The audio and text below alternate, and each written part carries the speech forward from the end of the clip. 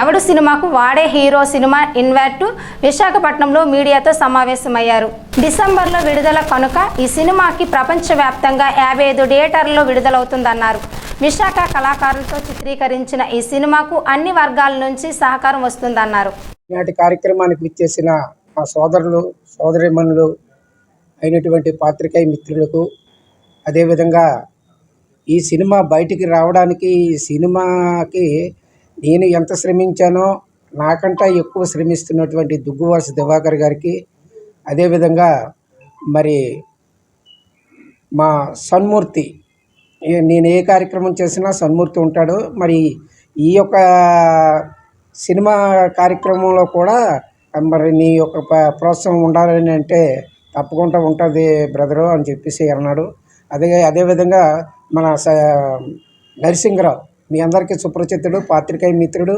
ఈనాటి ఈ సినిమాకి కథ ఇద్దరమే అనుకున్నాం. దానికి మాటలు అన్నీ, కథనం అంతా కూడా నరసింహరావు రాశాడు. అందరూ అనుకుంటారు పిఏ భాస్కర్ సినిమా తీశాడు, ఇది ఎప్పుడు వస్తుందా అని. ఏదో ఒక సినిమా హాల్లోని ఇచ్చేసి ఒక షో వేసేసి ఎత్తీయడం కాదు.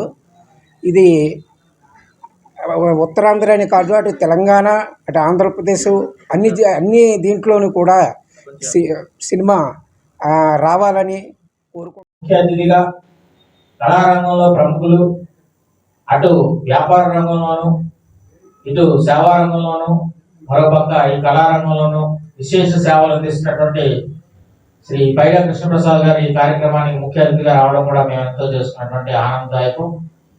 సో ఇటువంటి కృష్ణప్రసాద్ గారు ఎప్పుడు కూడా పిఏ భాస్కరరావు గారు లాంటి అనేక మంది కళాకారులు ప్రోత్సహిస్తూ ఉంటారు.